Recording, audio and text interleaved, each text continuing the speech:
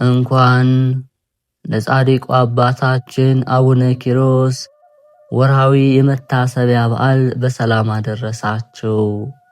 እንዲሁም በዚች ዕለት ታስበው ለሚውሉ ቅዱሳን ዓመታዊና ወርሃዊ የመታሰቢያ በዓላቸው በሰላም አደረሳችሁ። ከዚህ በመቀጠል የጻድቁ አባታችን የአቡነ ኪሮስ ገድል እናሰማለን። አንድ አምላክ በሚሆን በአብ በወልድ በመንፈስ ቅዱስ ስም አምነን በእግዚአብሔር አጋዥነት ብፁዕና ቅዱስ የሚሆን የአባ ኪሮስን ገድል እንጀምራለን። ጸሎትና በረከቱ ከሕዝበ ክርስቲያን ጋር ይሁን፣ አሜን። በሮም ሀገር እግዚአብሔርን የሚፈራ ስሙ ዮሐን የሚባል አንድ ሰው ነበር። በአባቱ ዙፋን ተቀመጠ፣ ድንቅ ሥራንም ሠራ። አባቱ ከሠራው ሥራ ምንም አላጎደለም። 60 ዓመትም ኖረ። ስሙ አበያ የሚባል ልጅም ወለደ፣ በክብርም አረፈ። አበያም በአባቱ ዙፋን ነገሰ። አባቱ ከሠራው መልካም ሥራ አንድም ስንኳን አላጎደለም። የሚስቱም ስም ሜናሶር ይባላል።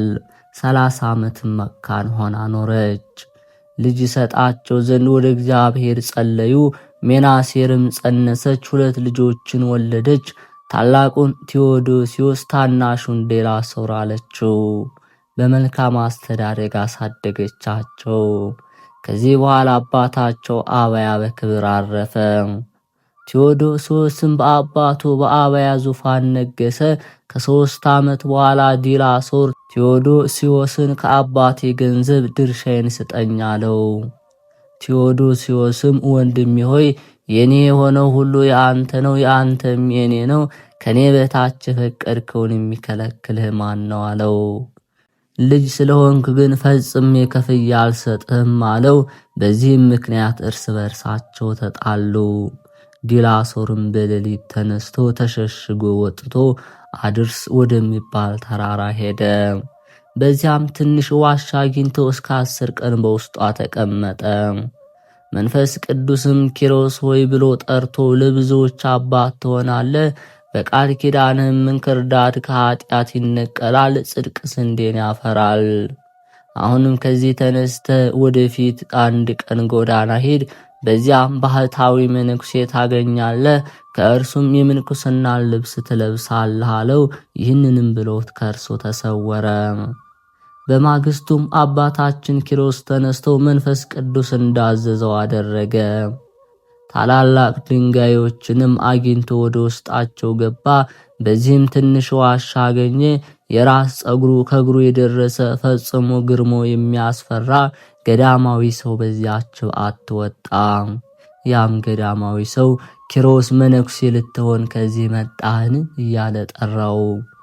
አባታችን አባ ኪሮስም ግርማውን አደነቀ። ወደ እርሱም ቀርቦ ተባረከ። ከእርሱም ጋር 3 ቀን ቆየ። ከዚህ በኋላ ኪሮስ ሆይ እንደኔ መነኩሴ ልትሆን ትፈቅዳለህን አለው።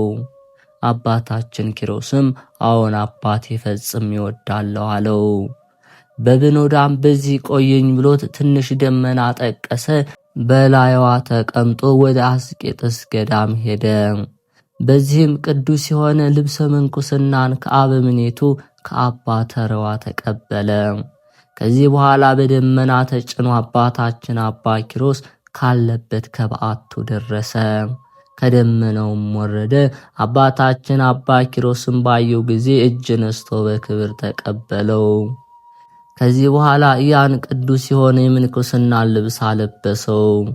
ለአባ በብኖዳ ሰርክ የመላእክት አለቃ ቅዱስ ሚካኤል ሰማያዊ ህብስትና ሰማያዊ መጠጥ ያመጣለት ነበር። አባታችን አባ ኪሮስም ለአባቱ በብኖዳ እየታዘዘ 40 ቀን ቆየ። ከዚህ በኋላ ከዕለታት አንድ ቀን አንድ የገዳም ሰው ወደ አባ በብኖዳ መጥቶ እጅ ነሳው። እስከ ሰርክም ከእርሱ ጋር ቆየ። አባ በብኖዳም አባ ከወዴት ነው የመጣኸው አለው። የአስቄጥስ ገዳም ከምትሆን ከደብረ ቶና ነው አለው። አባ በብኖዳም ከአስቄጥስ መጣው ስላለው ፈጽሞ ደስ አለው። ያም እንግዳ ምንኩሴ አባ በብኖዳን ማደሪያ ያየ ስራ ስርም የሆነ የዛፍ ፍሬ በዚያ አላገኘም። አባ በብኖዳም ዛሬ ምን እንበላለን አለው። አባ በብኖዳም ፈጣሪያችን ይሰጠናል አለ። ያም መነኩሴ እኛ ስራ ስር የዛፍ ፍሬ እንሰበስባለን፣ ይህ መነኩሴ ግን የማይሰበስበው ስለምንድን ነው? እንደኛ ሰው አይደለምን? እያላደነቀ አባ በብኖዳም በመንፈስ ቅዱስ አውቆ አባ ለምን እንደዚህ ታስባለህ? እኔም በብዙ ኃጢአትና በደል ያለው እንዳንተ መነኩሴ ነኝ አለው። ይህን ሲነጋገሩ ሰርክ ደረሰ። አባ በብኖዳም ያን እንግዳ ወደ እግዚአብሔር እንጸልይ ዘንድ ተነሳለው። ተነስተውም አቡነ ዘበሰማያትን ጸሎተ ወንጌልን ጸለዩ። የድህነታችን ፈጣሪ እግዚአብሔር ሆይ ሌሊቱን ሁሉ በሰላም አሳድረን የሚለውን እስከ መጨረሻው ጸለዩ። ይህን ሲጸልዩ በዚህ ዓለም የሚመስለው የሌለ ፈጽሞ ደስ የሚያሰኝ መልካም መዓዛ ሸተተ። የመላእክት አለቃ ቅዱስ ሚካኤል የተዘጋጀ ማዕድንና ወይን የሞላበትን ጽዋ ይዞ መጣ። አባ በብኖዳም ቅዱስ ሚካኤልን ባየው ጊዜ ከእጁም ተቀበለ። ያ እንግዳ መነኩሴ ግን ቅዱስ ሚካኤልን አላየውም። ይህ መነኩሴ መሰሪ ነው። አስቀድሜ ያላየሁትን ህብስትና ጽዋ ወይን ከወዴት አገኘ እያለ በልቡ አሰበ። አባ በብኖዳም ያ እንግዳ መነኩሴ በልቡ ያሰበውን አውቆ አባ ለምን በልብህ ክፉ ታስባለህ አለው። የእንግዳ መነኩሴ በልቡ ያሰበውን አባ በብኖዳ ስለነገረው አደነቀ። አባ በብኖዳና ያም መነኩሴ ተቀምጠው ይበሉ ጀመር። ብፁዕ ኪሮስ ግን በትህትና ይላላካቸዋል። ያ እንግዳ መነኩሴ እየቆረሰ በልብሱ ደብቆ ያዘ። ነገር ግን አባ በብኖዳና አባ ኪሮስ ደብቆ መያዙን አላዩም። በዚያች ሌሊትም አንድ ላይ አደሩ። በማግስቱም ወደ መጣበት ይሄድ ዘንድ ተነሳ። አባ በብኖዳና አባ ኪሮስም ሰላምታ ሰጥተው ተሸኙት። መንገዱንም ሄደ። በአስቄጥስ የምትኖሩ ቅዱሳን መነኮሳት ኑ ተሰብሰቡ ብሎ ጮኸ። መነኮሳት ሁሉ ወደ እርሱ ተሰበሰቡ። ያን ከአባ በብኖዳ ሸሽጎ ያመጣውን በረድ የሚመስል ሰማያዊ ህብስትን አሳያቸው። እነርሱም ከእጁ ተቀብለው ከወዴት አገኘኸው አሉት። በዮርዳኖስ በረሃ ውስጥ አንዲት ዋሻ አለች። በውስጧም በብኖዳ የሚባል አንድ መሰሪ ሰው አለ። ይዛችሁ ታመጡት ዘንድ ኑ ተከተሉኝ፣ ወደዚያ ልውሰዳችሁ አላቸው። ይህንን ሲነጋገሩ የመላእክት አለቃ ቅዱስ ሚካኤል መጥቶ ያችን ህብስት ቁራሽ ከእጃቸው ነጥቆ ወደ ሰማይ አረጋት። በአብ በወልድ በመንፈስ ቅዱስ ፊት ሰገደ። እግዚአብሔር ቅዱስ ሚካኤልን መልካም አገልጋይ ሆይ የተቀደሰውን ለውሻ በመስጠቱ በብኖዳ ክፉ አደረጋለው። ስለዚህም በአንበሳ አፍ ይሞታል። ይህችንም በረከት ከእርሱ ትከለከላለች። ይህችም ህብስት እስከ ዕለተ ሞቱ ምግብ ተሆነው ዘንድ በበረሃ ለሚኖር ስሙ ፊሊሞና ለሚባል መነኩሴ ስጠው አለው። ቅዱስ ሚካኤልም እግዚአብሔር እንዳዘዘው አደረገው። እነዚያም ቅዱሳን መነኮሳት ደንግጠው ያን መነኩሴ እኛን በእርሱ ላይ መምህርና ፈራጅ አድርጎ የሾመን ማን ነው? እኛን ምን ገዶን አሉት። ያም መነኩሴ ይህንን የቅዱሳንን ቃል ከሰማ በኋላ ፈጽሞ አዘነ። ወደ ማደሪያውም ሄዶ ታንቆ ሞተ። በማግስቱም እንግዳ አስተናጋጁ መነኩሴ መሞቱን አይቶ ለቅዱሳን መነኮሳት ነገራቸው። ቅዱሳን መነኮሳትም በሰሙ ጊዜ ይህ መነኩሴ እግዚአብሔር ወገን አይደለም አሉ። በመነኮሳት ቦታ ይቀበር ዘንድ አግባብ አይደለም ብለው ከገዳማቸው ውጭ ቀበሩት። ነፍሱንም መላእክተ ጽልመት ወሰዷት። ከዚያ ጊዜ ጀምሮ ሰማያዊ ህብስት ከአባ በብኖዳ ተከለከለ። ምንም እህል ሳይቀምስ 3 ቀን ቆየ። ከዚህ በኋላ ምርር ብሎ አልቅሶ ልጁ ኪሮስን ልጅ ሆይ ሰይጣን ወደ ማደሪያችን ገባ፣ ይህንን ያገኘን ነገር ምንድነው አለው። ቅዱስ ኪሮስም አባቴ መነኩሴ ወደ በዓት ገብቶ ከአንተ ጋር ተቀምጦ ከተመገበ በኋላ ሰማያዊ ህብስት ከኛ እንደተከለከለ አላወክምን አለው። ከዚህ በኋላ አባ በብኖዳ አዝኖ የእግዚአብሔር ፈቃድ ይሆን አለ። ከእርሱም ጋር እስከ 10 ቀን ድረስ እህል ሳይቀምሱ ፈጽመው እያዘኑ ኖሩ። ከዚህ በኋላ አባታችን አባ ኪሮስ ዘወትር ፍራፍሬ የሰበሰበ በየሀገሩ እየሄደ ቁራሽ እየለመነ ወደ ማደሪያቸው ይመለስ ጀመር። አባ በብኖዳ ግን በመዓልትም በሌሊትም ከበዓቱ አይወጣም። ዘወትር ለአገልግሎት ይቆም ነበር። እንደ መንኮራኩር ይሰግዳል። በእንዲህ ያለ ገድል ብዙ ዘመን ኖረ።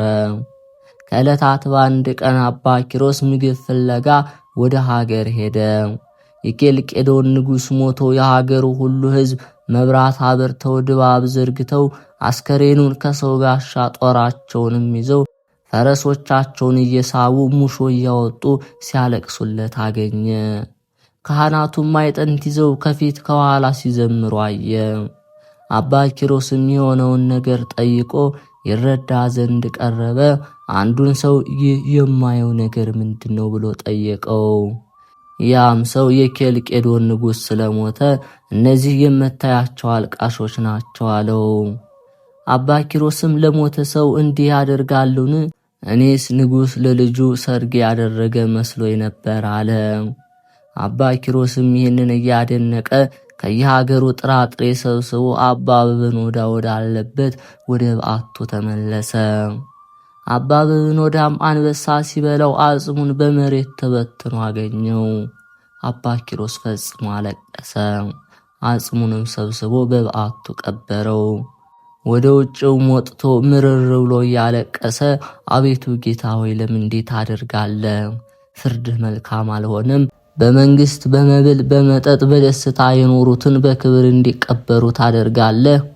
አባትና እናታቸውን ሚስትና ልጃቸውን ትተው በተራራ በዋሻ በጾም በጸሎት በስግደት በድካም የሚኖሩትን ስጋቸውን ለአራዊት ትሰጣለህን? ፍርድህ መልካም አልሆነም አለ። የአንተን ፍርድ ሳላውቅ እንዳልነሳ በሕያው ስምህ እያለሁ ብሎ በደረቱ መሬቱ ላይ ተኛ። በደረቱ እንደተኛ 3 ቀን ቆየ። እስከ 3 ቀን የተገለጠለት የለም። ከዚህ በኋላ እስከ 40 ቀን ድረስ ቆየ። እኩሌታ ስጋው ተሰነጣጥቆ አለቀ። እንደ በረሃ እንጨትም ሰውነቱ ተፍቆ አለቀ።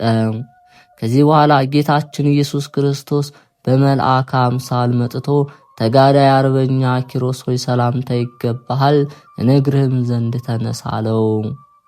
አባታችን አባ ኪሮስም ጌታዬ አንተ ማነ?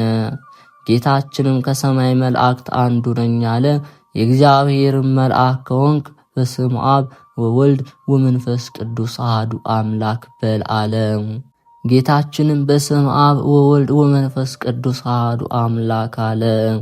አባታችን አባ ኪሮስም ከመሬት ሊነሳ በወደደ ጊዜ ሰውነቱ ከመሬት ጋር ስለተጣበቀ መነሳት ተሳነው። በዚያን ጊዜ ፈጽሞ ጮኸ። ጌታችንም በእጁ ይዞት ፍግግ ፍግግ ብሎ ምድርን የኪሮስን ሥጋ ተይ አትያዥ አላት። ያን ጊዜ አባ ኪሮስ ፈጥኖ ተነሳ፣ ሰውነቱም በረታ። አባ ኪሮስም አቤቱ ጌታዬ ሆይ አለው። ጌታም ከራሱ እስከ እግሩ ዳሰሰው፣ ሰውነቱም እንደ ሕፃን ሆነ። አባታችን አባ ኪሮስም ወደ ምድር ሰግዶ ጌታዬ ፈጣሪ አለ። ዓይኑንም ተከፍቶ ጌታ እግዚአብሔርን እንደ መብረቅ ሲለወጥ አየው። እልፍ አእላፋት መላእክት 40 እንስሳ ራሳቸውን ዘንበል አድርገው ሁሉም በአንድ ቃል ቅዱስ ቅዱስ ቅዱስ አሸናፊ እግዚአብሔር ምስጋና በሰማይ በምድር የመላ ነው እያሉ ሲያመሰግኑ አየ።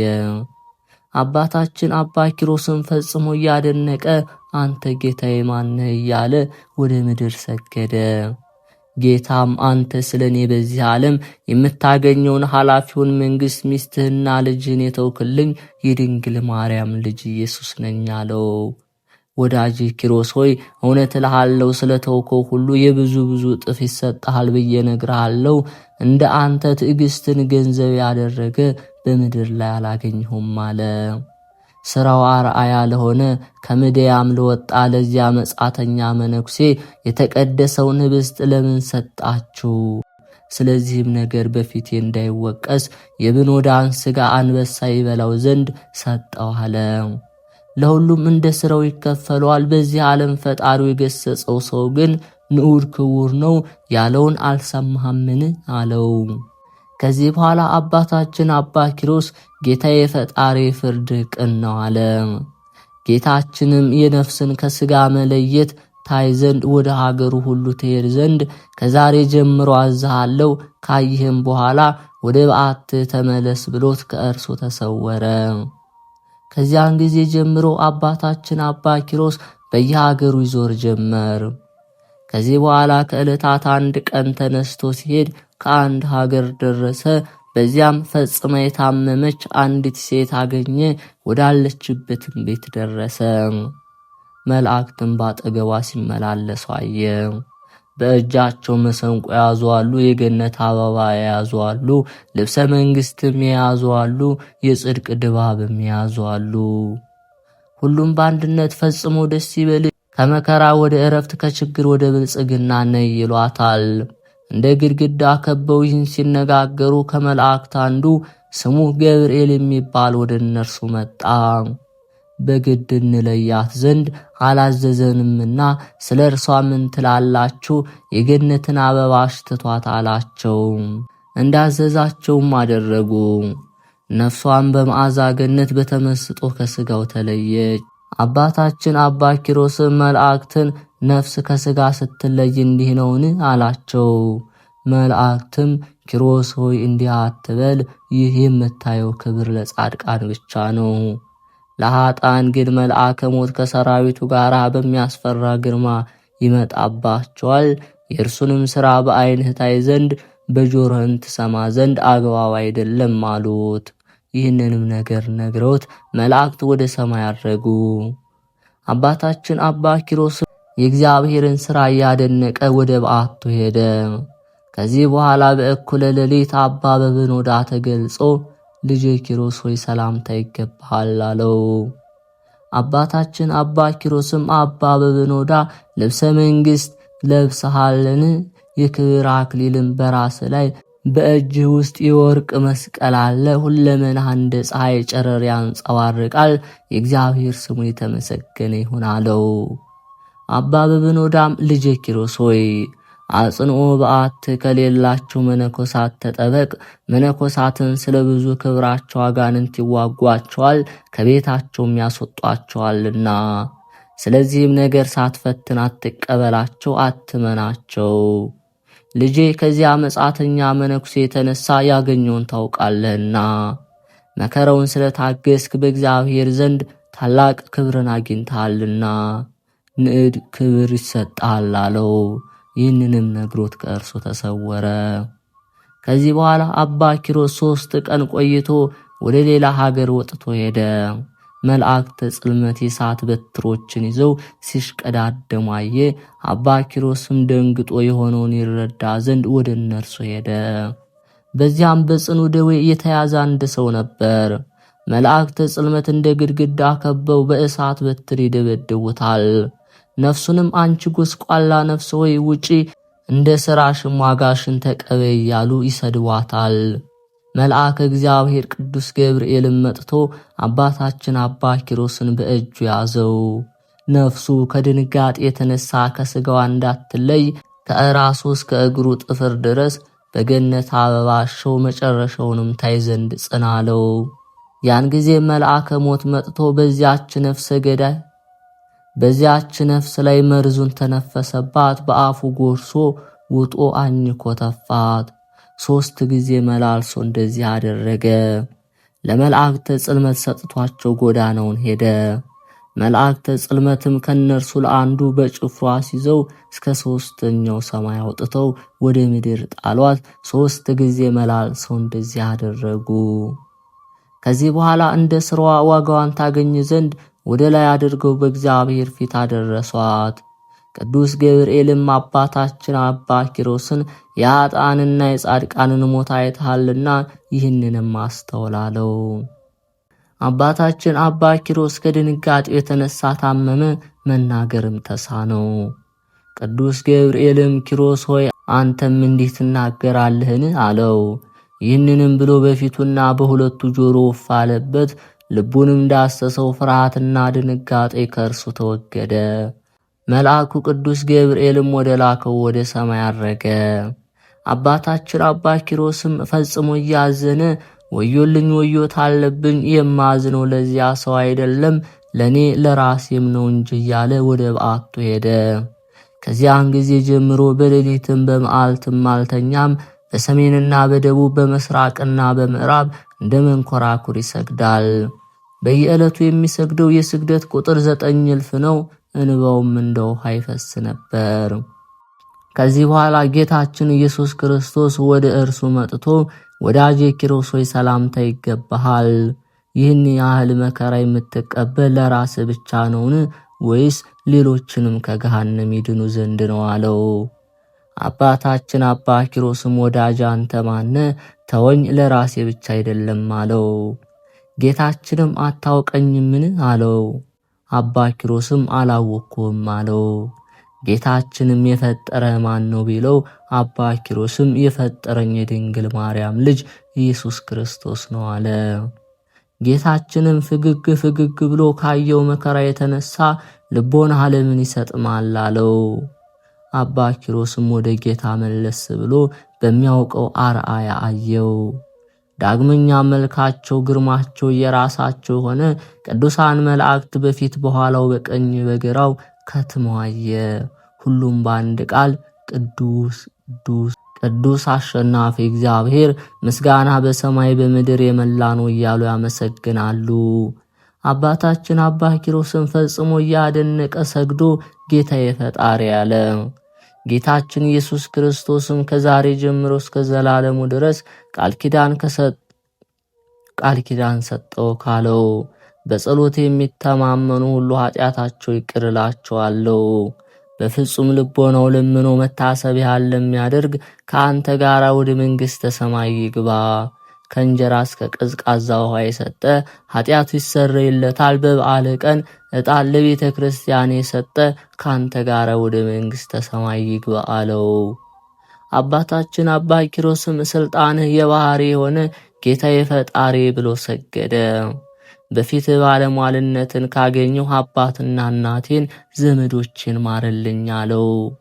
ጌታችንም በዘመድ የከበርክ ወዳጅ ኪሮስ በእናትና በአባት በዘመዶች ኃጢአት አላገኘሁም፣ ስለዚህም ለወቀሳ ካንተ ጋር ወደ መንግሥተ ሰማይ ይግቡ አለው።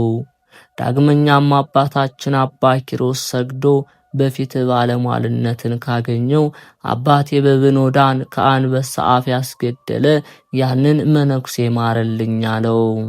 ጌታችን መልሶ ክፉ ላደረገባችሁ መልካም ማድረግ ለጻድቃን ስራቸው ነው። ወዳጄ ኪሮስ አባት በብኖዳ በአንበሳ አስገድሎ ሰማያዊ ህብስትን ከለከለህ እንጂ ምን አደረገልህ? ወዳጅ አላስተዋልክምን? ወንድሙ በብኖዳን አስገደለ፣ ራሱንም ገደለ። ከዚህ የሚበልጥ ኃጢአት አለን? እንዴት እምረዋለሁ አለው። አባ ኪሮስም ጌታዬ ምን ገደሁ ማርልኝ አለው። ጌታችንም የግፈኞችን ደም የምከፍል እኔ እግዚአብሔር ነኝ፣ ስለ እነርሱ ለምን ምህረት ትለምናለህ አለው። አባ ኪሮስም ጌታዬ ማርልኝ፣ ካልማርከው ግን እኔንም እርሱ ካለበት ጨምረኝ አለው። ጌታችንም ለአንተ እንደ ፀሐይ ጨረር የሚያበራ በረከት የመላበት ሀገር ልብሰ መንግስትና አክሊል አዘጋጅቼልህ ነበር፣ ከማርኩት ለእርሱ ልሰጠው ነው። አባታችን አባ ኪሮስም አዎን አቤቱ ብቻ ማርልኝ እንጂ የወደድከውን አድርጋለው። ጌታችንም የአባ ኪሮስን ሰው መውደድ አድንቆ የሰጠውህን ክብርና ሞገስ አልነሳህም፣ ይልቁንም በአክሊል ላይ አክሊል፣ በክብር ላይ ክብር፣ በሀገር ላይ ሀገር፣ በመንግስት ላይ መንግስት ጨምርልሃለሁ እንጂ። ከዚህ በኋላ ጌታችን ያንን መነኩሴ ያመጡት ዘንድ አዘዘ። ፈጥኖ አመጡት። አባ ኪሮስንም ስለ አንተ ምሬዋለሁ ተነስ አለው። አባ ኪሮስም የክርስቶስን ምሕረቱንና ቸርነቱን አደነቀ። ጌታም ያን መነኩሴ ወደ እረፍት ቦታ ይወስዱት ዘንድ አዘዘ። ከዚህ በኋላ ጌታችን ኢየሱስ ክርስቶስ በታላቅ ክብር ወደ ሰማይ አረገ። አባ ኪሮስም አጋንንትን እንደ ሰው እስኪገዛቸው ድረስ ደርሶ በጾምና በጸሎት በስግደት በምልጃ ኖረ። ዜና ተጋድለው በየሀገሩ ሁሉ ተሰማ። ከዚህ በኋላ ሰይጣን መነኩሴ መስሎ ወደ እርሱ መጥቶ በፊቱ ሰገደለት፣ እንዲህም አለው፦ አባ አኗኗሩ ሁሉ በሐሰትና በዝሙት የሆነ የሰውን ሥጋ የሚበላና የሰውን ደም የሚጠጣ እንደ አንተ ማን ነው? ሥራ ሁሉ በየሀገሩ ተሰምቷል አለው። አባ ኪሮስም እርኩስ መንፈስ መሆኑን አውቆ በልቡ አባቴ በብኖዳን የገደለ ሳይሆን አይቀርም አለ። ቃሉንም መልሶ ከወዴት መጣ? ሀገርስ ወዴት ነው አለው። ያም እርኩስ መንፈስ አንተ በድካም ያለ ስትሆን ምን ሀገር ታውቃለህ አለው። አባ ኪሮስም ከዚህ ተቀመጥ ብሎ ትንሽ ዋሻ አሳይቶት ከዚህ ሂደር አለው። ብፁዕ ኪሮስም በቀኝ በኩል ወደ በዓቱ ተመልሶ ይህ ርኩስ መንፈስ ካልቀደምኩት በላይ ላይ ይህንን ድንጋይ ይጭንብኛል ብሎ በልቡ አሰበ። ያ ርኩስ መንፈስ ሳይቀድመው ፊቱን ወደ ምስራቅ መልሶ እጁን ወደ ሰማይ ዘርግቶ አቤቱ ጌታዬ ሆይ ለምንሃለው፣ ጸሎቴንም ስማኝ። ስለ አንተ ፍቅር አባትና እናት፣ ሚስት፣ ልጆችን፣ ወንድሞችን፣ የዘመድን ፍቅር ሁሉ ትቻለው። አንተ ለምኑ ይሰጣችኋል፣ አንኳኩ ይከፈትላችኋል ብለሃልና ያላንተ ረዳት የለንምና ይህን ርኩስ መንፈስ መውጫ እንዳያገኝ ይህንን ድንጋይ በላዩ ላይ ተጭኖ ይደፍነው ዘንድ እዘዝ እያለ ጸለየ። ፈጥኖም እንደ ቃሉ ሆነ። አባ ኪሮስም በአብ በወልድ በመንፈስ ቅዱስ ስም እዘረጋለሁ እያለ ሮጦ ደረሰ። በደስታም እየዘለለ ምስጋናን የተመሰገነ እግዚአብሔርና መስግነው አለ። በመዝሙርና በመሐሌት እልል እንለታለን። እግዚአብሔር በሰልፍ ጊዜ የበረታ ነው፣ ድንቅ ተአምራትንም አደረገ። ቅዱሳን መላእክት ለኔ ለድሃ አገልጋይ ያደረገውን ድንቅ ተአምራት ያዩ ዘንድ ይምጡ አለ። ሰይጣንም ጮኸ፣ አባ ኪሮስ ሆይ እስከ መቼ ነው የምትዘጋኝ አለው። አባ ኪሮስም ጌታዬ ኢየሱስ ክርስቶስ ዳግመኛ እስኪመጣ ድረስ ነው አለው። ሰይጣንም ወዮልኝ፣ ወዮት አለብኝ፣ ሳልቀድምህ ቀደምከኝ አለ። አባ ኪሮስም ዛሬ ፈጣሪ ረዳኝ አለ። ቀዳዳ ባገኝ ብሎ ዋሻዋን ዞራት። ስቁረት ባገኘ ጊዜ በሥላሴ ስም በትምህርተ መስቀል አማተበበት። ድንጋይዋንም ፈጣሪ እስከሚመጣበት ጊዜ ድረስ ጽኚ እንዳትናወጭ አላት። ሰይጣን ግን ድንጋይዋን ተሸክሞ በአባ ኪሮስ ላይ ይጭንበት ዘንድ ወዶ ነበር። የእግዚአብሔር መልአክ ወርዶ ከፊተኛው ጥበብ የኋለኛዋ ጥበብ በለጠ። ሰይጣንም ዛሬ በዚች ድንጋይ ሊፈጭ ወዶ ነበር። በላይዋ ባማተበ ጊዜ እንደ አድማስ ደንጊያም ከበደች፣ ማነቃነቅም ተሳነው፣ በላይዋ ኃይለ እግዚአብሔር ተጭኗታልና አለው። በእንደዚህ ሥራ አባታችን አባ ኪሮስ ሰይጣንን ትቶት ወደ በዓቱ ሄደ። የእግዚአብሔርን መልአክ ወደ ላከው ወደ ሰማይ አረገ። 3 ቀን ከቆየ በኋላ ከእንግዲህ ወዲህ የምንኩስናን ሥራ ማር ዘንድ ወደ ሌሎች ገዳማት ሄዳለሁ እያለ አሰበ። በጠዋትም ወጥቶ አስቄጥስ ገዳም ሄደ። ከመንገድ መሄዱም የተነሳ ኃይሉ ደከመ። በዚያም ሳለ ነፍሱን በተመስጦ መላእክት ወስደው ዓለምን ሁሉ ከፈጠረ ከእግዚአብሔር ፊት አደረሱት። የቅዱሳን ማኅበር የነቢያትና የሐዋርያት የእንጦንስንና የመቃርስን የጳውሊንና እንደነርሱ ያሉ የቅዱሳንን መነኮሳት ክብር አየ። አብርሃምና ይስሐቅን ያዕቆብንና ሌሎች ምእመናንን አያቸው። ኃጢአት የሌለባቸው የሕፃናትን ማኅበር ለመስማት ከሚያስደንቅ ምስጋና ጋር ሲያመሰግኑ አየ። ጌታችን ኢየሱስ ክርስቶስም ወዳጄ ኪሮስ ከወዴት ትሄዳለህ አለው። አባ ኪሮስም የምንኩስናን ሥራ ልማር ወደ አስቄጥስ ገዳም ነው አለው። ጌታችንም ከአንተ የተሻለ አላገኘሁም፣ አሁንም ወደ ደብረ ባሳት ሂድ፣ በዚያም ድንቅ ነገር ታገኛለህ አለው። ከዚህ በኋላ መላእክት ነፍሱን ከሥጋው ጋር አዋሃዷት። አባ ኪሮስም ከእንቅልፉ ነቅቶ ስላየውና ስለሰማው አደነቀ። ጎዳናውንም ሄዶ ደብረ ባሳት ደረሰ። ቤተ ክርስቲያንንም እጅ ነሳት። በዚያም አምላክን የወለደች እመቤታችንን ስዕል አይቶ እንባውን ከዓይኑ እያፈሰሰ እመቤቴ በቃል ኪዳንሽ አስቤኝ አላት። የእመቤታችንንም ስዕል ወደዚህ መምጣት መልካም ነው፣ አትፍራ፣ ካየህ በኋላ የአባትህንም ማጽም ትጠብቅ ዘንድ ወደ በዓት ተመለስ ብላ ተናገረችው። አባ ኪሮስም ይህንን በሰማ ጊዜ ከእመቤታችን ስዕል በታች 700 ስግደትን ሰገደ። በዕብራይስጥ ቋንቋ እየዞረ እንግዳ ስለሆንክ ስግደቱ ይበቃል፣ ከዓመት እስከ ዓመት በየቀኑ 300 ፍሬ ታፈራ ዘንድ የምህረት መዝገብ ተዘጋጅቶልሃል የሚል ቃልን ሰማ። አባ ኪሮስም የእግዚአብሔርን ሥራ እያደነቀ ከቤተ ክርስቲያን ወጣ። በዚያም ገዳም ብዙ መነኮሳትን አገኘ። አባ ኪሮስም የፊቱ ደም ግባት ያማረ፣ ቁመቱ እንደ ዘንባባ ዘለግ ያለ፣ ዓይኖቹ እንደ አጥቢያ ኮከብ ደስ የሚያሰኙ፣ ጥርሶቹ እንደ በረዶ ነጭ ሆኑ። የመልኩ ደም ግባት እንደ ጽጌረዳ ቀይ። እነዚህም መነኮሳት እርስ በርሳቸው ይህ መነኩሴ ከግብፅ አገር ከቤተ መንግሥት የወጣ ይመስላል፣ ሰውነቱ በጾም በጸሎት አልጠወለገምና ተባባሉ። ፈጽመውም ጠሉት፣ ወደ ተናቀ ማደሪያም አስገቡት። በዚያም መክፈራስ በሚባል ሕመም ታሞ ብዙ ዘመን እያዘነ የቆየ ለሞትም የደረሰ ከመሬት ወድቆ አንድ በሽተኛ አገኘ። አባ ኪሮስም ሚካኤልን በራስጌው፣ ገብርኤልን በግርጌው፣ ሩፋኤልን በቀኙ፣ ሰዳክያልን በግራው በክንፋቸው ጋርደው ታያቸው። ከአባታችን ከአባ ኪሮስ በቀር ማንም የሚያቸው አልነበረም። መላእክትም አባ ኪሮስን በገዳዮች ፊት ሞትን የማይፈራ አርበኛ ብለው እጅ ነሱት። አባ ኪሮስም አረፍ ብሎ መላእክትን ከዚህ ምን ታደርጋላችሁ አላቸው። ዓለምን ሁሉ ከፈጠረ ከእግዚአብሔር ዘንድ ታዘን ነው አሉት። አባ ኪሮስም እስከ መቼ እዚህ ትቆያላችሁ አላቸው። ይህች ነፍስ ከሥጋዋ ለይታችሁ አሳርጉ እስኪለን ድረስ ነው አሉት። አባ ኪሮስም ወደዚያ በሽተኛ መነኩሴ መለስ ብሎ በዚህ ገዳም ስንት ዓመት ኖረሃል አለው። ያ መነኩሴ 30 ዓመት ሆኖኛል አለው። ዳግመኛም ከታመምኩ 20 ዓመቴ ነው። ዳግመኛም አባ ኪሮስ የገዳሙ አበምኔትና መነኮሳት ይጠይቁሃልን አለው። ያም መነኩሴ ጌታዬ ፊታቸውን ካየው 15 ዓመት ሆኖኛል። ውሃቸውን አልጠጣው፣ እህላቸውን አልበላሁም፣ እንደምታየኝ ሆኜ እኖራለሁ አለው። አባ ኪሮስም አባትህን እስኪ ንገረኝ፣ ማን ነው? እናትህስ ማናት? ይህን ብሎ ቢጠይቅ አባቴ የኬልቄዶን ንጉሥ ነው፣ እናቴም የራራህ ንጉሥ ልጅ ናት። እውነት እልሃለሁ የሐሩን ልብስ ወርቁንና ብሩን በአባቴ ቤት በእግራቸው ይረግጡታል አለው። አባ ኪሮስም በዚህ ገዳም ማን አደረሰ አለው።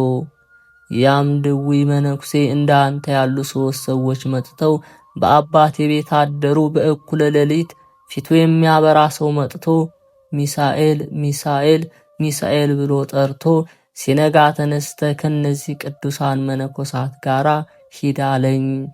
በዚህም ምክንያት ወጥቼ ከነርሱ ተከትዬ ወደዚች ገዳምም ገባው። መልካም ሥራን ባልሰራ እንደነርሱ መልካም ሆኜ ኖርኩ አለ። አባ ኪሮስም አጽናናህ ዘንድ ስማ አለው። አኗኗሩ በገዳም የሆነ ፍጹም ድሃ የሆነ ስሙ በብኖዳ የሚባል አንድ ባህታዊ መነኩሴ ነበር። ሰይጣንን ክፉ ነገር አምጥቶ አሳተው። እግዚአብሔርም ሥጋውን ለአንበሳና ለሰማይ አእዋፍ ሰጠ። እርሱም ከሮም ንጉሥ በታች የሚገዛ በዘመድ የከበረ የኬፋስ የንጉሥ ልጅ ነበር አለው። ዳግመኛም ስማይ ልንገርህ፣ የሮም ንጉሥ ልጅ የሚሆን አንድ ድሃ ነበር። ከበትር በቀር ምንም ሳይዝ በድብቅ በምናኔ ወጣ። ያንን ሰው እኔ ፈጽም ያውቀዋለሁ። በረሃ ለበረሃ ተራራ ለተራራ ይዞራል። በሕይወትም ይኑር በሞት ፈጽም ያላወቅኩም። አባ ኪሮስም ይህንን የሚነግረው ስለ ራሱ ነው። ዳግመኛም አንድ የንጉሥ ልጅ የሚሆን አንድ ድሃ ሰው ነበር። ማቅ ለብሶ ከሰንበት ብቻ በቀር ሳይበላ በቀንም በሌሊትም በትሩፋት ይኖር ነበር። በዚህም ሥራ ሳለ በክብር አረፈ። ነፍሱ ከሥጋውም በምትለይበት ጊዜ ብርሃናውያን መላእክት ወስደው በመንግሥተ ሰማያት አኖሯት። ወንድሜ ሆይ አሁንም ስማ ልንገርህ፣ የእግዚአብሔርን ተግሣጽ አትመረር፣ እግዚአብሔር የወደደውን ይገሥጻልና። በሽተኛው አባ ሚሳኤልም የሚገባኝን በእውነት አግኝቶኛል፣ እንደ ኃጢአቴም መጠን ተከፍሎኛል አለ። ይህንንም ብሎ ዝም አለ። አባ ኪሮስም አባ ሚሳኤልን እግዚአብሔር ከደዌው ያሰናብተው ዘንድ በዚያች ሌሊት ሲጸልይ አደረ። ጌታችን ኢየሱስ ክርስቶስም በዚህ ዓለም መከራ የተቀበሉ ኋላ ይደሰታሉ። ቅድመ ዓለም የነበረ ዓለምን አሳልፎ የሚኖር ሃሌሉያ የቅዱሳን ተስፋቸው፣ ሃሌሉያ የጻድቃን ሞገሳቸው፣ ሃሌሉያ እያሉ ፈጽሞ እያመሰገኑ ከእልፍ አላፋት መላእክት ጋር መጣ። አባ ኪሮስም ባየው ጊዜ ወደ ምድር ሰግዶ ፈጣሪ ጌታዬ ከዚህ ምን አመጣህ አለው። ጌታችንም ስለዚህ ድሃ መነኩሴ ስለጠራኝ ወደ አንተ መጣሁ አለው። አባ ኪሮስም በዚህ ደዌ ይህ ድሃ ፈጽሞ ተጨንቋልና ያርፍ ዘንድ ጌታዬ ፈጣሪ አሰናብተው አለው። ጌታችንም እኔ አንተን ፈጽሜ እንደምወድህ መላእክት ያውቁ ዘንድ ይህንን የገነት ዕፅ ከእጄ ተቀብለህ በዚህ በሽተኛ ላይ ጣለው አለው። አባ ኪሮስም እንዳዘዘው አደረገ። ነፍሱንም ያለ ጻርና ያለ ሕማም ፈጥና ከስጋው በተመስጦ ተለየች። ጌታችንም በእጁ ተቀብሎ ሳማት። ከእርሱ ጋር በብርሃን ሰረገላ አስቀምጧት ወደ ሰማይ አረገ። በመንግሥተ ሰማያትም አኖራት። አባ ኪሮስም የአድናቆት ለቅሶ ፈጽሞ እያለቀሰ አባ ሚሳኤል እንዳረፈ ሄዶ ለአበምኔቱ ነገረው። አበምኔቱም ሰምቶ ቸላለው። አባ ኪሮስም ትኩር ብሎ አይቶት ይህ መነኩሴ እንደናንተ ሰው አይደለምን አለው። አባ ኪሮስም ስጋው እንዲቀበር ፈጽሞ በለመነው ጊዜ አበምኔቱ በጭንቅ መነኮሳትን አዘዘ። ካህናቱና መነኮሳቱ የሚገባውን ማዕጠንትና መግነዙን አመጡ። አባ ኪሮስ ግን የረከሰ ማዕጠንታችሁን አስወግዱ እያለ በእግዚአብሔር ስም አወገዛቸው። የሚያጥኑት መላእክት አሉና ብቻ ስጋውን ቅበሩት አላቸው። እነዚያም መነኮሳት ይህ ትዕቢተኛ መነኩሴ ከወዴት የመጣ ነው ተባባሉ። በአባ ኪሮስ ላይ ያንጎራጎሩ ወደ አረፈው መነኩሴ ቤት ገቡ። ሊቃነ መላእክትም ተነስተው ከርቤና ሚአ ሰሊክና ሰንድሮስ ልብንና ቁስጥንም በሚባል ዕጣን አጠኑ። የዕጣናቸው መዓዛ ቤቱን መላው። እነዚያ ሰነፎች መነኮሳትም ይህ መነኩሴ ሥራ ያውቃልን? ይህ መዓዛ ከወዴት መጣ? መላእክትንም አናያቸውምና አሉ። ከዚህ በኋላ ስጋውን ወስደው በገዳሙ ውጭ በአንዲት መቃብር ቀበሩት። ያን ጊዜም ከመቃብሩ ጥሩ ውሃ ፈለቀ፣ ለበሽተኞችም ፈውስ ሆነ። አባ ኪሮስም ፈጽሞ እያለቀሰለት ከዓይኑ እንባ አላቋረጠም። በልቡም የማደሪያዬ ባለቤት ሞቷልና ወደ እነዚያ መነኩሴ ቤት እንዴት እገባለሁ አለ። ወደ ቤተ ክርስቲያንም ሄዶ ደወል ደወለ። ታናሹንም ታላላቆቹንም መነኮሳት ወደ እርሱ ተሰበሰቡ። አበምኔቱ አባ ኪሮስን ከእኛ ምን አለህ አለው። አባ ኪሮስም የሰይጣንን ጎዳና እንድትከተሉት ነዳያንንም ቸል እንድትሉ እግዚአብሔር እንደዚህ አዟልን አለው። አበምኔቱን ለአንተና ካንተ ጋራ ላሉት የጥፋት ቀን እንደደረሰባችሁ እውነት እላችኋለሁ አለ። ሊገድሉትም ድንጋይ ያነሱ። ጌታችንም እንደ ኤልያስ ባለ ሰረገላ በስጋና በነፍስ ከመካከላቸው ነጥቆ የ30ውን ቀን ጎዳና በአንድ ቀን ከበዓቱ አገባው። በማግስቱም አረማውያን ከጽርህ መጥተው ያንን ገዳም ከበቡት። ከእነርሱም አንድ ስንኳ ሳይቀር በሰይፍ ገደሏቸው። ገዳማቸውንም በእሳት አቃጠሉ።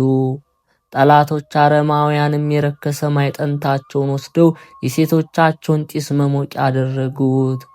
አባ ኪሮስ የረከሰ ማዕጠንታቸውን አስወግዶ ያላቸውም ለዚህ ነው፣ መንፈስ ቅዱስ ገልጾለት ስለ እነርሱ ትንቢት ተናግሯልና። አባ ኪሮስም በበዓቱ ሳለ መላእክተ ጽልመት እየተሯሯጡ ነፍሳቸውን ወደ ሲኦል ሲወስዱ ሲጫወቱባቸው አይቶ ይህ መከራ በእውነት ተገባቸው አለ። የእግዚአብሔርን ሥራ እያደነቀ ከበዓቱ ሳይወጣ 10 ቀን ቆየ። በእውነት ተገባቸው፣ ስለ እነዚህ ስህተተኞች አሳቱኝ እያለ በልቡ አሰበ። 40 ቀንም ሊጾም ጀመረ። 10 ቀንም ከተፈጸመ በኋላ አልምራቸውምና ስለ እነርሱ አትድከም የሚል ቃል ወደ እርሱ መጣ። ትእዛዙንም አልተቀበለም። በጾም በጸሎት ሥጋውን አደከመ።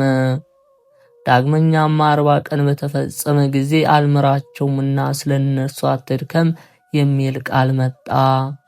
ቃሉን መስማትም ቢያለ በጾም በጸሎት ዳግመኛ ፈጽሞ ሥጋውንም አደከመ።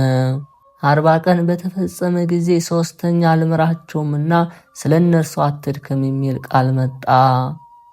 አባ ኪሮስም ሥርዓተ ምንኩስናን እማራለሁ ብዬ በራሴ ላይ መከራን አበዛሁ ብሎ ፈጽሞ አዘነ።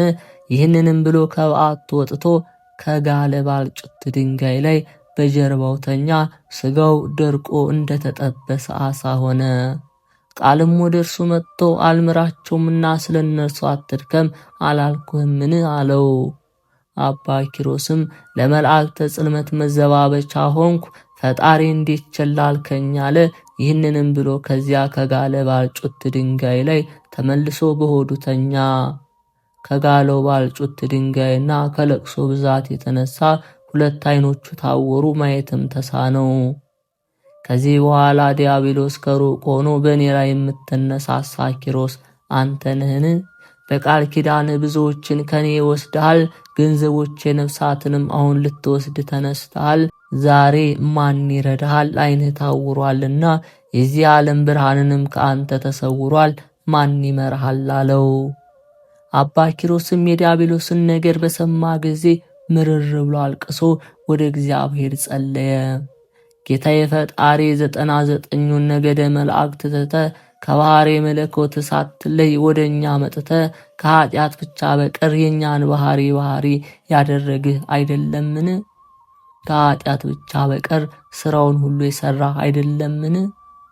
እጆችንም ዘርግተህ ስለኛ በመስቀል ላይ የተሰቀልክ አይደለህምን? አምላኬ አምላኬ ለምን ተውከኝ አልክስ አይደለምን? እኔም ካንተ ጋር እኩል ሳልሆን ፈጣሪ በዚህ ምሕረት በሌለው በጠላት እጅ ለምን ተውከኝ እላለሁ? የሰይጣናት መከራቸው ደርሶብኛልና። ይህንንም ነገር ሲናገር የሰረገላ ድምፅ ሰማ። በዚህ ዓለም የሚመስለው የሌለ መልካም መዓዛ ሸተተ። ጌታችንም ወደ እርሱ መጥቶ ሰላም ላንተ ይሁን፣ በእውነት ወንድሞችን የምትወድ ሰውነቱን ለወንድሙ ቤዛ አድርጎ የሚሰጥ እንደ አንተ ያለ አላገኘውም። የተቀበልከው መከራ ሁሉ ለሰው ልጅ መታሰቢያ ሲሆን በኢየሩሳሌም ሰማያዊት ተጽፏል ብዬ በእውነት እነግርሃለሁ አለው። ልጆቹን በአንተ ስም የሚጠራ ወይም በስምህ የሚጠራ ወይም የገድልህን መጽሐፍ የጻፈ ያጻፈ ወይም ያነበበ አምኖ ጸጥ ብሎ የሰማ የዘላለም ሕይወትን ያገኛል። ዳግመኛም በስምህ ቤተ ክርስቲያን ዕጣን ሌላም መባ የሰጠ አስራት ይሁንልህ፣ ያለ ምርምር ካንተ ጋር ወደ መንግሥተ ሰማያት ይግባ፣ ያለምንም ጉድለት በፊቴ እንደ አንተ መልካሙን ዋጋ ያገኛለው። ይህንንም ብሎት በሁለት እጆቹ ራሱን ይዞ እስከ እግሩ ጥፍር ድረስ ዳሰሰው። ሰውነቱንም ምንም እንዳላገኘው እንደ ሕፃን ሆነ። የካቲት 8 የዕለቱ ስንክሳር። አንድ አምላክ በሆነ በአብ በወልድ በመንፈስ ቅዱስ ስም የካቲት 8 በዚች ዕለት ጌታችን ኢየሱስ ክርስቶስ ከከበረ ልደቱ ከ40 ቀኖች በኋላ ወደ ቤተ መቅደስ የገባበት ቀን ነው። ለዚህ ምስጢር አገልጋይ የሆነ ጻድቁ ዮሴፍና የወለደችው እመቤታችን ድንግል ማርያም የክብር ባለቤት እርሱ በእስራኤል ሕዝብ ላይ የሰራውን ሕግ ይፈጽሙ ዘንድ መስዋዕትን ሊያቀርቡ መጡ። ጻድቅ ሰው ስምዖን ካህንም ሕፃኑን ተቀብሎ አቀፈው። እንዲህም ሆነ፣ አባታችን አዳም ከተፈጠረ በ5200 ዓመት አሸናፊ የተባለ በጥሊሞስ በነገሰ ጊዜ የአይሁድ ወገኖች ከስልጣኑ በታች ነበሩ። ወደ ኢየሩሳሌምም ልኮ ከሊቃውንቶቻቸው ከአዋቂዎች መምህራኖቻቸው 70 ሰዎችን መርጦ ወደ እርሱ ወሰዳቸው። የኦሪትንም መጻሕፍት በዕብራይስጥ ቋንቋ ወደ ጽርዕ ቋንቋ የተረጉሙ ዘንድ አዘዛቸው። ይህም ሆነ በእግዚአብሔር ፈቃድ ነው። ከአይሁድ ሕጉና ሥርዓቱ እንደሚፈልስና በዓለም ሁሉ ላሉ ለክርስቲያን ወገን ይሆን ዘንድ አለውና። ዳግመኛም 2 እያደረጉ እንዲለዩአቸው አዘዘ። እነርሱ 72 ስለሆነ 36 ድንኳን አዘጋጅቶ በዚያ 2 አኖራቸው። ተገናኝተው በመስማማት የሚጽፉትን የሕጉን ቃል እንዳይለውጡ በላያቸው ጠባቂዎችን አኖረ። እነርሱ በተንኮል ሥራ የታወቁ ናቸውና። ለዚህም ለስምዖን የተረጉም ዘንድ የነቢዩ ኢሳይያስ መጽሐፍ ደረሰውና እነሆ ድንግል ትጸንሳለች፣ ወንድ ልጅም ትወልዳለች፣ ስሙንም አማኑኤል ትለዋለች ከሚለው ደረሰ። ይህንንም ቃል ይጽፍ ዘንድ ፈራ። ይህ እንዴት ይሆናል ብሎ ንጉሥ እንደሚዘብትበት ቃሉንም እንደማይቀበለው አስቧልና እርሱ ራሱም እንዴት ሊሆን ይችላል ብሎ ተጠራጠረ። ይህንንም ሲያስብ እንቅልፍ መጣበትና አንቀላፋ። የእግዚአብሔር መልአክ ተገልጦ የተጠራጠርከውን ከድንግል የሚወለደውን እስከምታየውና እስከምትታቀፈው ሞትን አትቀምስም አለው። ከዚህ በኋላ ጌታችን ኢየሱስ ክርስቶስ እስከተወለደና በዚህች ዕለት ወደ ቤተ መቅደስ እስካገቡት ድረስ ስምዖን 300 ዓመት ኖረ። ሕፃኑን ጌታችንን በታቀፈው ጊዜ ታውሮ የነበሩ ዓይኖቹ ተገለጡ፣ ሁለመናው አዲስ ሆነ። መንፈስ ቅዱስም የምትጠብቀው የነበረው ሕፃን ይህ ነው ብሎ ነግሮታልና እግዚአብሔርንም አመሰገነው፣ እንዲህም አለ። ባሪያን በሰላም አሰናብተው። በአንተ ምክንያት በዚህ በኃላፊው ዓለም ሕይወት ታስሬ ኖር ያለሁና እነሆ አሁን መጥታ አየሁ። ወደ ዘላለም ሕይወት ሄድ ዘንድ አሰናብተኝ። ዓይኖች ትድግናህን አይተዋልና በወገኖች ሁሉ ፊት ያዘጋጀኸው ለአሕዛብ ብርሃንን ለወገኖች እስራኤልም ክብርን ትገልጥ ዘንድ። ቅድስት ድንግል ማርያምንም እንዲህ አላት፣ ይህ ልጅሽ ከእስራኤል ውስጥ ለብዙዎች ለመውደቃቸውና ለመነሳታቸው በሚፈርድባቸው ገንዘብ ለምልክት የተዘጋጀ ነው። ዳግመኛም በመከራው ጊዜ በልቧ የሚያድርባትን ሐዘን አስረዳት፣ እንዲህም አላት፣ በአንቺ ግን በልብሽ የሚከፋፈል ፍላጻ ይገባል። ከዚህ በኋላ በሰላም አረፈ። በዚያ የከበረ ወንጌል ያወሳት የፋኑኤል ልጅ ነቢይት ሐና ነበረች። እርሷም ስለ እርሱ ትንቢት ተናገረች፣ እግዚአብሔርንም እያመሰገነች እርሱ ከሰይጣናት ባርነት የሚያድናቸው መድኃኒት እንደሆነ ነገረቻቸው። ለጌታችን ለኢየሱስ ክርስቶስ ከቸር አባቱ ይቅር ባይ ከሆነ ከመንፈስ ቅዱስ ጋር ክብር ምስጋና ይግባው ዛሬም ዘወትርም ለዘላለሙ አሜን።